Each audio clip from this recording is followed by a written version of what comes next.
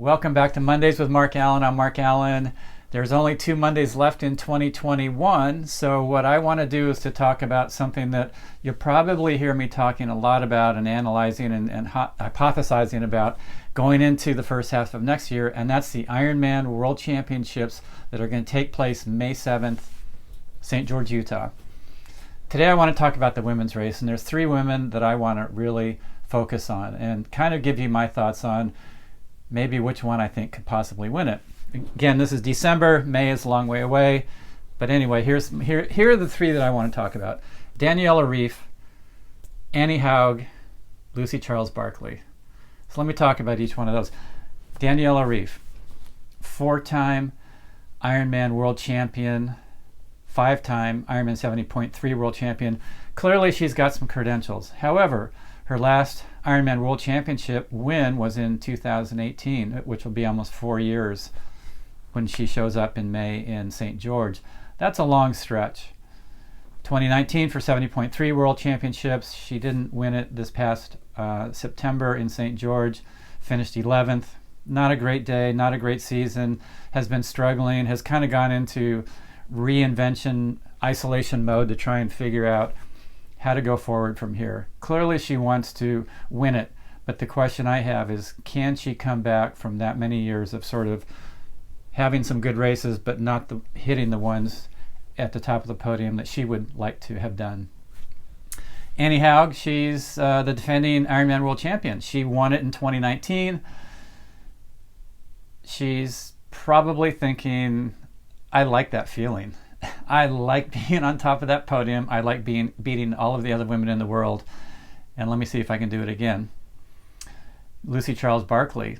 As you know, she won 70.3 Worlds in St. George this past September. She's been second at the Ironman World Championship in Kona a gazillion times. She has not been on the top of the podium. Which one of these women do I think has a slight edge? Well, let me look at it one way. One way is just physically. Daniela Ryf is super strong. She's got that strength that probably neither of the other women have. Clearly you need strength for an Ironman. Clearly you need strength when the marathon is going to be at the end of a very difficult long bike, a difficult run course where it's not flat. You're going to have uphills, downhills. You're going to have to take a lot of impact. She doesn't have as much speed, I don't think, as the other 2, though, and that may be a hindrance because you still got to have some speed on that course. It's not completely hilly. There's enough flat and gradual up and down that you really need to be able to push the pace. Annie Haug, clearly very light, very strong. She's suited to climb. She can probably go up and down a hill as good as anybody on the planet. But for an Ironman, you also have a lot of pounding when you run a marathon, especially on a course that's not flat. Whether she has the reserve in her slider body to be able to sustain that impact and keep the pace up, I'm not sure. We'll have to see. But again, clearly she would probably like to defend. Lucy Charles-Barclay, she crushed at Ironman 70.3 Worlds in September in St. George. Showed that she really seems to have that combination of speed and strength. She was very, very strong, flawless on the bike, untouchable basically. Same on the run. She held the pace and just kept extending her lead the entire way through that half marathon. Obviously, half marathon is very different than a full marathon that she'll have in May next year. She probably has, I would say though, that slight edge in motivation in that Daniela Ryf has won world championships over and over and over.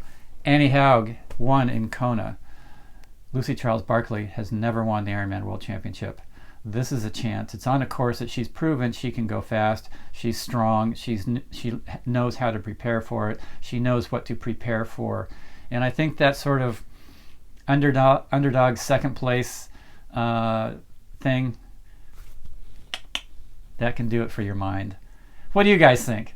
Let me know. I'd love to hear what your thoughts on, of those 3, who you think has the advantage as we start to go forward into what will be the first Ironman World Championship that we've had since October 2019.